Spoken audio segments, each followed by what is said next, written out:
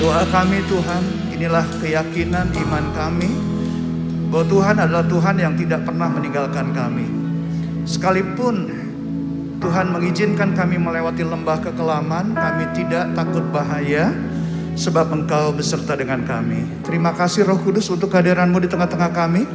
Kau mengurapi hamba-Mu, Kau mengurapi kami semua. Di dalam nama-Mu Tuhan Yesus Kristus kami siap untuk menerima kebenaran firman-Mu. Mari yang siap dan bersukacita kita katakan bersama-sama, amin, amin. Kita berikan tepuk tangan buat Tuhan Yesus yang baik. Silakan duduk Bapak Ibu Saudara. Suatu hari di akhir tahun 2021, saya membaca sebuah tulisan yang sangat menarik perhatian saya. Dan dari tulisan itu Tuhan menuntun dan berbicara mengenai memiliki paradigma yang benar, mengenai jalan hidup yang benar itu.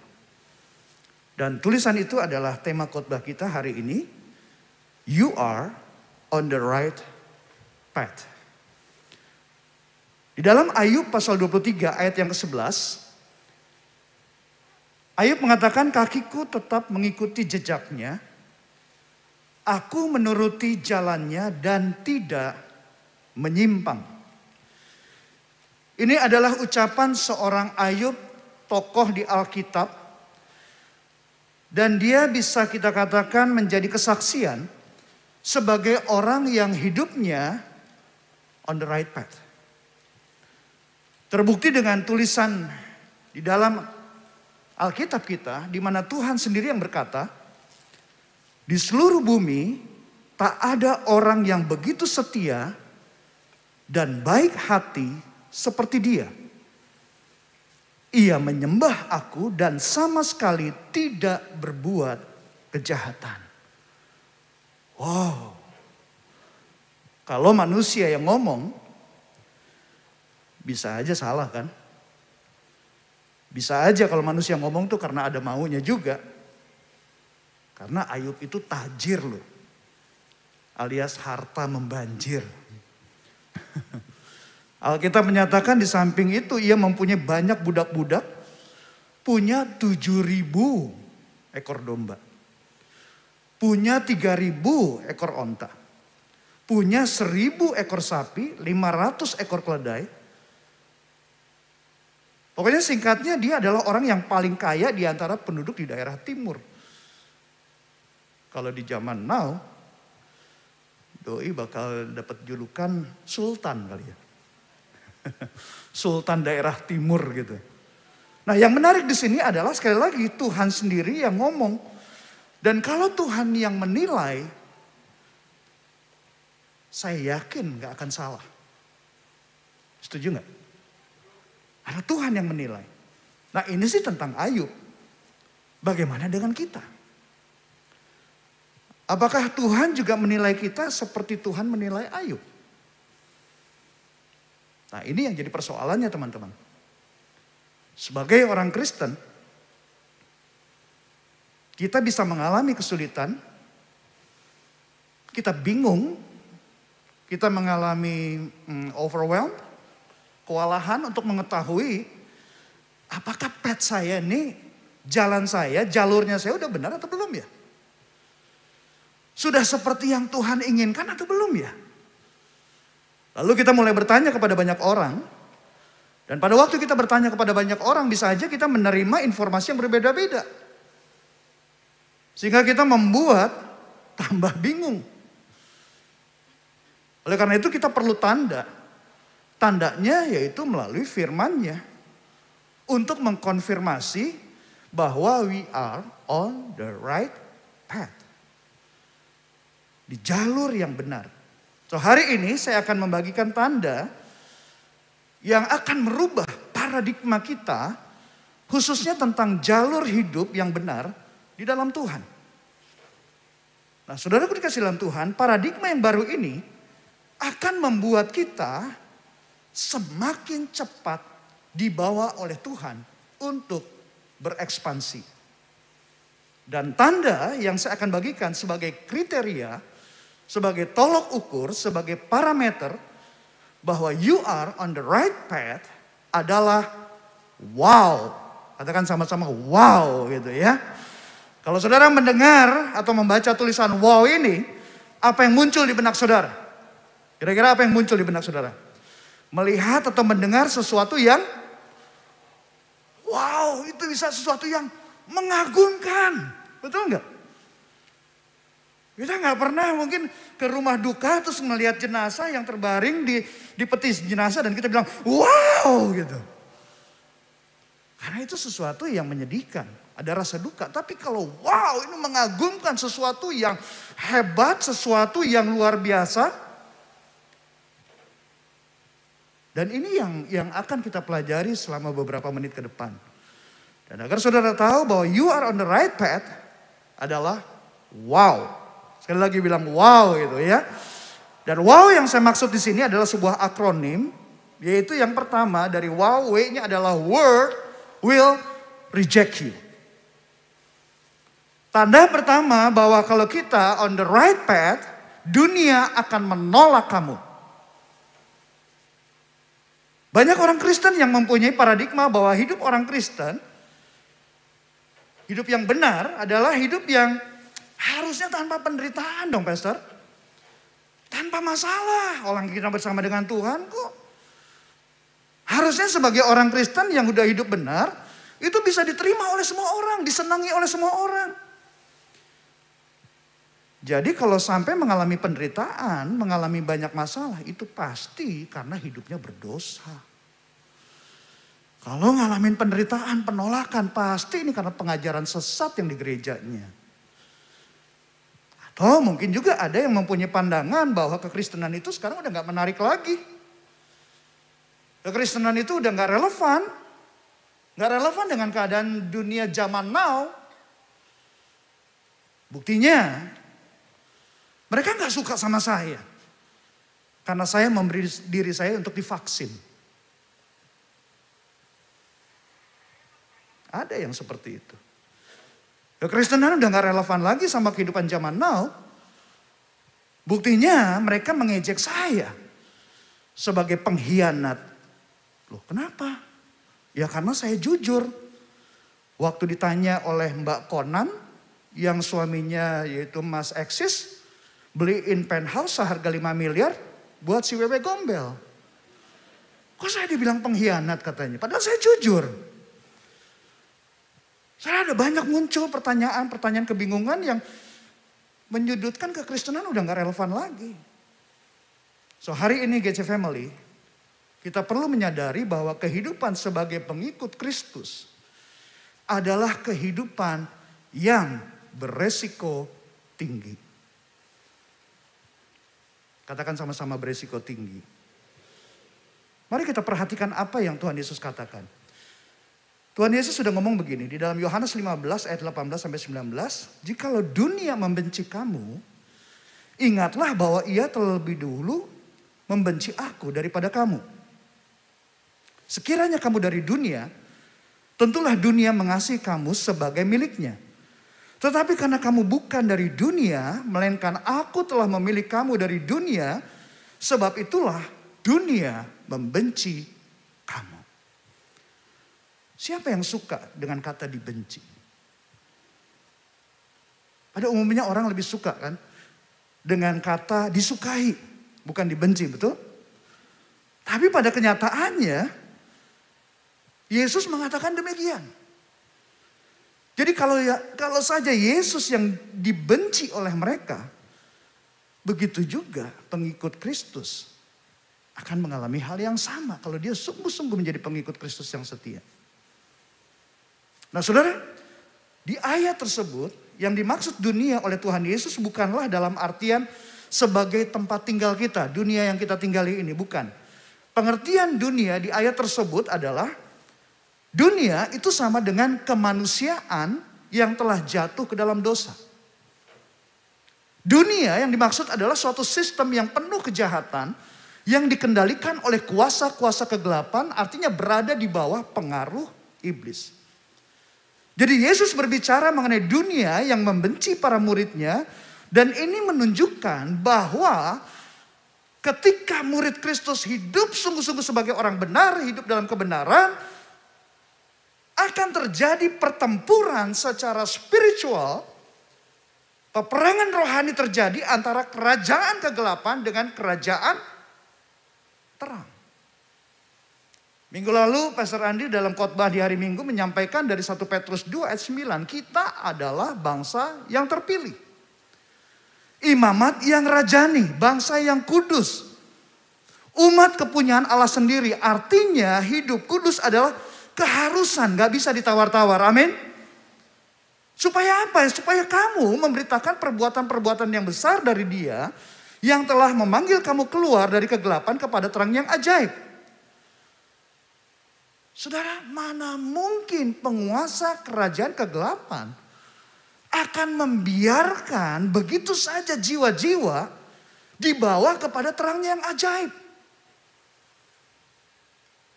Jadi ketika saudara dan saya mau mengajak mereka dari kegelapan kepada terangnya yang ajaib, pastilah penguasa kerajaan kegelapan gak suka. Dan iblis akan mengerahkan antek-anteknya untuk membuat kamu tawar hati. Membuat kamu tawar hati terhadap sesama, membuat bahkan kamu tawar hati kepada Tuhan. Itu sebabnya ketika kita sungguh-sungguh hidup dalam kebenaran, maka jangan heran kita memiliki resiko mengalami penderitaan. Seperti penolakan, bahkan aniaya termasuk dari sesama orang yang beragama Kristen.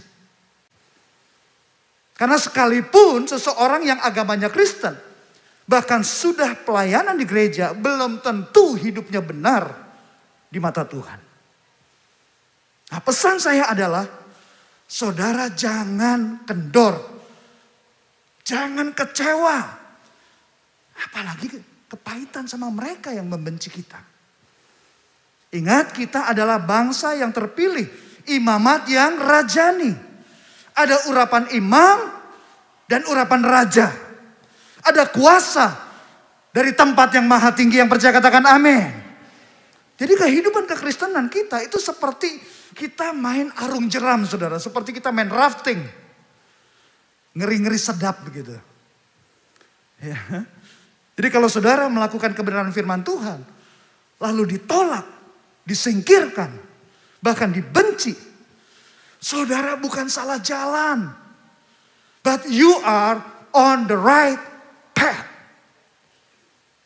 Amin. Karena Tuhan Yesus berkata, berbahagialah orang yang dianiaya oleh sebab kebenaran, karena mereka lah yang empunya kerajaan surga.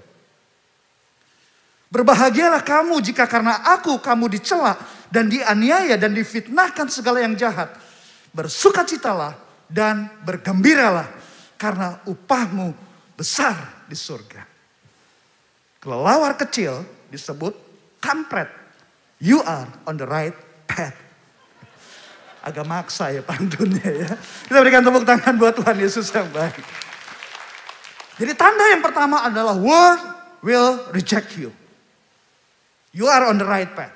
Yang kedua, dari wow-nya adalah obey God's call to repentance. Saudara, kehidupan orang benar bukan berarti tidak pernah salah.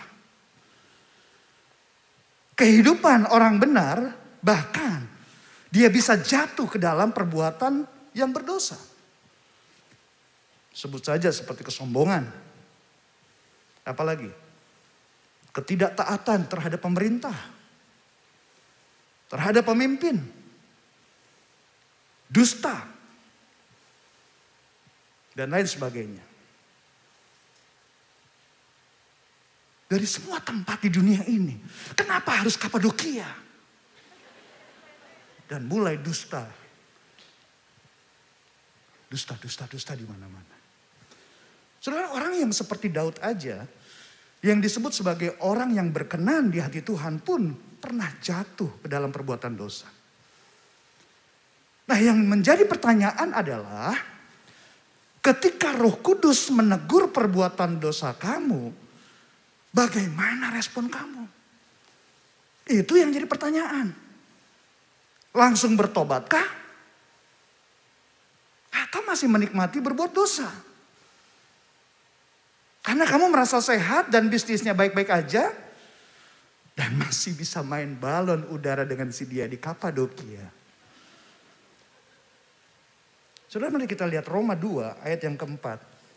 Di versi BIMK mengatakan, atau kalian pandang enteng kemurahan Allah dan kelapangan hati serta kesabarannya yang begitu besar.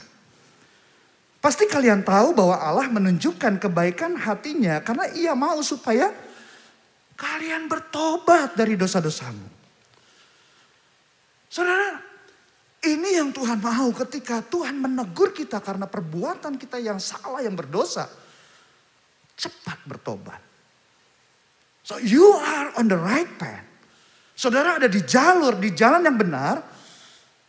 Kalau kamu mentaati teguran Tuhan untuk bertobat.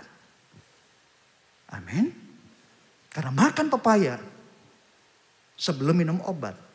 Orang percaya pasti cepat bertobat. Kita berikan tepuk tangan buat Tuhan Yesus yang baik.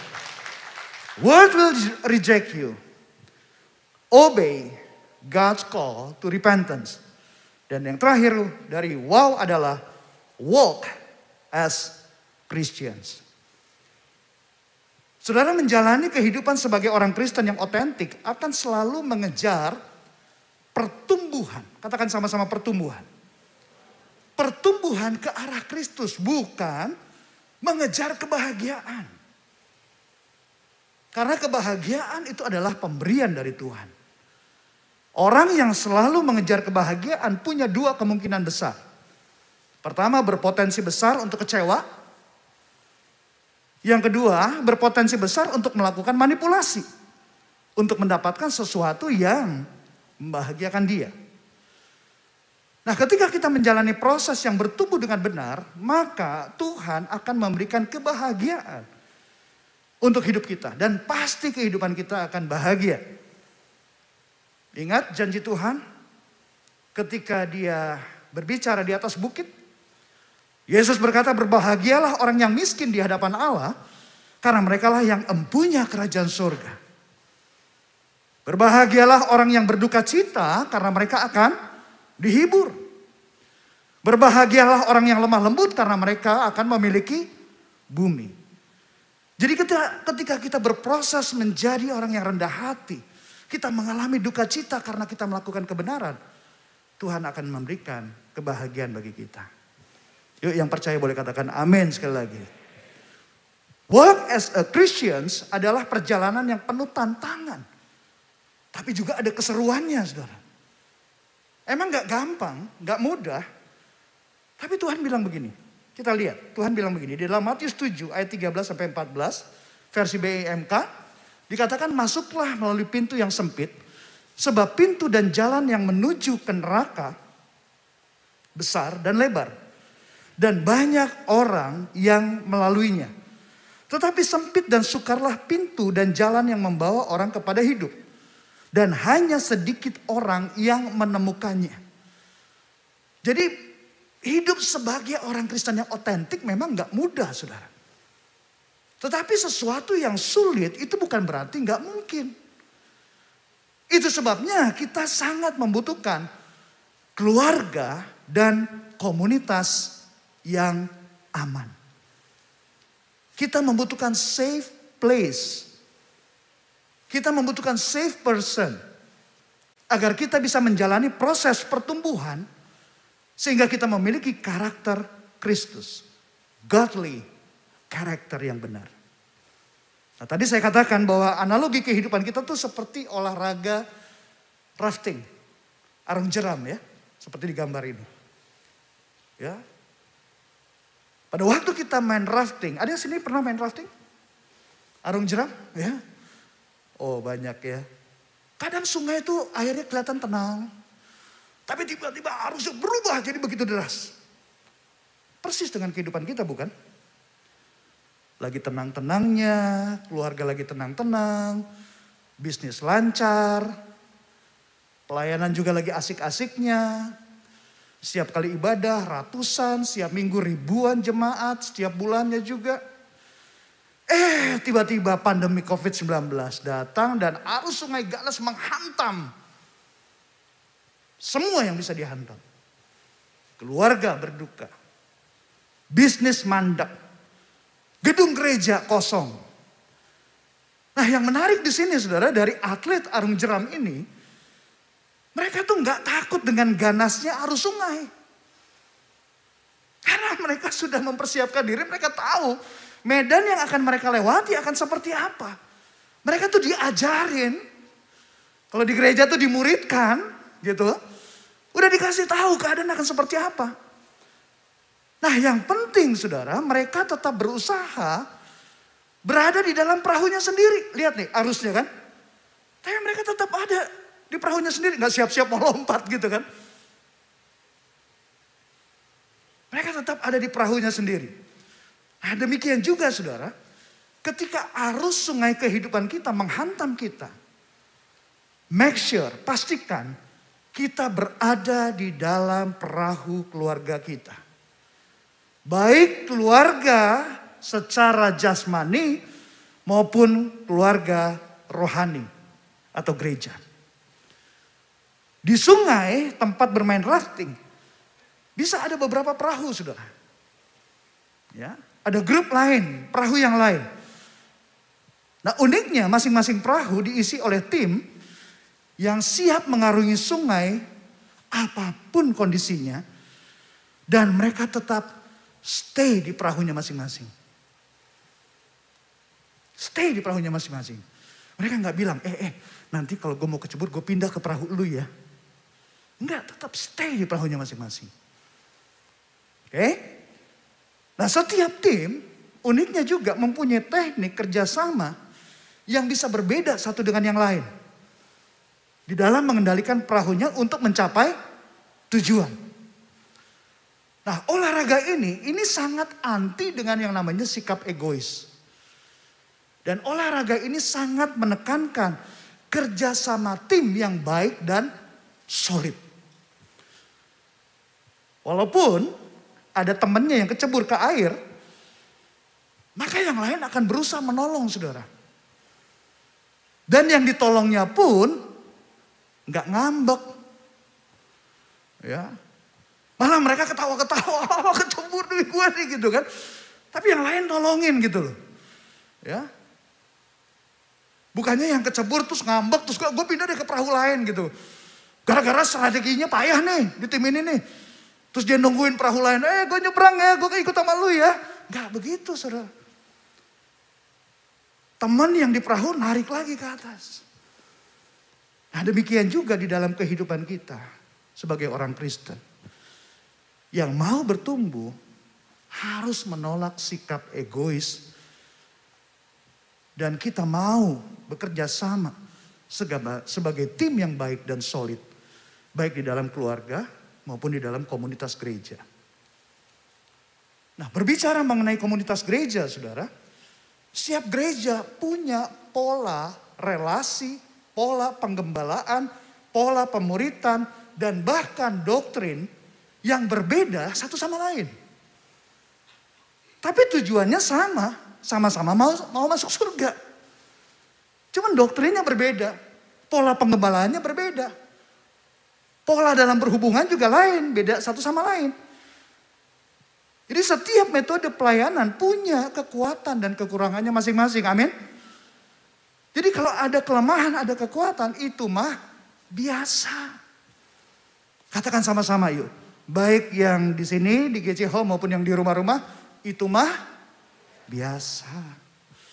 Sebab yang luar biasa hanya Tuhan. Yang sempurna tanpa cacat hanya Tuhan. Yang setuju boleh berikan jempolnya dong. Ya, yang di rumah juga kasih jempol virtualnya boleh. Ya. Tapi faktanya saudara menunjukkan bahwa ada orang-orang yang bertahan di komunitas gereja, yang merindukan, mengalami, dan memiliki relasi-relasi yang transformasional, yang mendalam. Ada yang seperti itu. Tapi ada juga orang-orang yang pernah terluka di masa lalu dan belum pulih hatinya, sehingga sampai saat ini masih penuh dengan keraguan dan kecurigaan. Saya juga pernah mengalami keadaan seperti itu saudara. Pernah terluka. di dalam pelayanan di gereja. Dan rasanya memang itu sangat menyedihkan dan menyakitkan sih. Tetapi saudara, mengisolasi diri bukanlah solusi untuk rasa sakit kita. Mengisolasi diri dari komunitas pengikut Kristus justru bisa membunuh kehidupan Allah di dalam diri kita. Dan inilah yang iblis tunggu-tunggu, saudara. Iblis tunggu-tunggu. So, jadi pada kesempatan hari ini bagi saudara yang terpikir mau pindah perahu, alias mau meninggalkan keluarganya, atau mau meninggalkan gerejanya karena kecewa, karena sakit hati, ayo batalkan rencanamu. Batalkan rencanamu. Atau kalau yang sudah terlanjur pindah, jangan menjadi jemaat ojring. Ojring? Jering kaditu, jering kadia gitu. Pindah sana, pindah sini, gak cocok pindah sana lagi. Kapan mau bertumbuh dengan sehat? So mari kita belajar untuk bisa menerima kelebihan dan kekurangan keluarga kita. Belajar menerima kelebihan, kekurangan gereja kita. Ayo kita berjuang, bertumbuh bersama-sama. Jangan egois. Tuhan Yesus berkata di dalam Matius 16 ayat 24. Kemudian Yesus berkata kepada pengikut-pengikutnya, orang yang mau mengikuti aku harus melupakan kepentingan sendiri. Memikul salibnya dan terus mengikuti aku. So kita bisa melihat teman-teman di dalam Alkitab tentang cara hidup jemaat mula-mula. Di dalam Kisah Rasul 2 ayat 44 sampai 47. Di mana semua orang percaya itu tetap bersatu. Segala kepunyaan mereka adalah kepunyaan bersama. Jadi mereka punya sense of belonging yang kuat. Dan mereka membagi-bagikan kepunyaan mereka sesuai dengan keperluan masing-masing. Mereka memiliki kemurahan hati. Generous heart. Lalu mereka juga bertekun sehati bersama-sama berkumpul tiap hari. Mereka memuji, menyembah Tuhan. Jadi mereka juga memiliki karakter gratitude. Yang suka mengucap syukur. Dan dampaknya hasilnya apa? Mereka disukai semua orang. Dan setiap hari Tuhan tambah-tambahkan jumlah mereka dengan orang yang diselamatkan. So, jadi teman-teman, komunitas gereja yang sehat itu dibangun dari relasi-relasi yang memiliki sesuatu yang penting, yaitu apa? Belong. Rasa memiliki. Dan rasa belong ini menolong kita untuk kita bisa mengembangkan karakter gratitude dan generous. Dan ini yang membuat kita akan kuat tertanam di dalam komunitas gereja, di dalam keluarga kita. Dan menghasilkan umat yang layak bagi Tuhan. Amin. Sejak saya bertobat dan lahir baru tahun 97 sampai dengan hari ini. Perahu yang saya tumpangi, yang saya ada. Sampai hari ini cuma satu. Yaitu perahu keluarga besar GBI Jalan Gatot Subroto. Di bawah penggembalaan Pastor Niko. Jadi saya gak punya pengalaman tuh. Wah, waktu gue di gereja Ono gitu enggak. Gue cuma tahu GBI Gatot Subroto. Dulu Betani wilayah barat. Di bawah penggembalaan Pastor Niko. Itu aja. Dan sejak saya melayani sampai dari tahun 98 sampai sekarang. Jadi 24 tahun. Gak pernah berhenti pelayanan. Selama 24 tahun gak pernah pindah pelayanan karena keinginan sendiri. Semua karena kehendak Tuhan melalui pemimpin yang memindahkan tugas saya. Nah, apa yang membuat saya bisa bertahan dan menikmati pelayanan sampai hari ini adalah dimulai dari memiliki rasa belong. Belajar untuk tidak egois. Di mana saya belajar? Ya di komunitas kecil. Di kelompok sel. Dulu belum namanya cool. Masih family altar. Di sanalah kami belajar banyak. So ingat teman-teman, ego is a disease that makes everyone sick. Except the person with the disease. So, beli kepiting, beli ikan tenggiri. Jadi orang jangan suka mentingin diri sendiri. So mari pagi hari ini kita check up keadaan kita sebentar ya. Are you walk as a Christian? Ayo coba jawab ini. Apakah dunia membenci saya karena saya taat kepada Tuhan? Next. Apakah cepat bertobat ketika Tuhan menegur perbuatan dosa yang saya lakukan? Apakah saya sungguh-sungguh hidup sebagai orang Kristen? So, silahkan kita jawab. Ketika kita menjalani proses pertumbuhan yang benar ke arah Kristus, maka hidup kita pasti mengalami kebahagiaan dari Tuhan. Amin saudara. Ke depan nanti kita akan menikmati proses pertumbuhan yang menyenangkan, yang sehat melalui keluarga kita, di kul kita masing-masing, dan pastinya di keluarga besar Growth Center. Siapa yang mau bertumbuh, boleh lambaikan tangan saudara. Ingat satu ini ya, proses tidak akan mengkhianati hasil. Terus jangan lupa itu, you are on the right path. If you wow. Katakan sama-sama wow. Yang mengikuti secara online juga ketik wow gitu ya. Jadi apa? Wow itu? Pertama, world will reject you. Dua, obey God's call to repentance. Ketiga, walk as Christian. Hutan rimba tempatnya hewan, dari rusa hingga lipan. Teriring doa untuk mukawan. Sampai jumpa bulan depan. God bless. Mari kita berdoa. Tuhan, kami bersyukur hari ini kami mendapat jawaban. Apakah jalan yang kami jalani ini sudah benar? Pimpin kami Tuhan. Growth Center ini, gerejamu ya Tuhan. Untuk hidup senantiasa di dalam kebenaran. Dengan paradigma yang baru. Paradigma yang diubahkan. Kami tidak gentar. Sekalipun dunia menolak kami.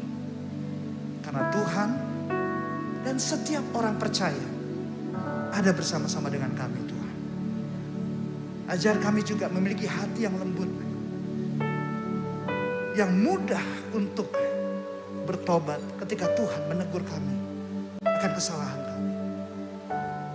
Dan pimpin kami Tuhan untuk berjalan sebagai orang benar.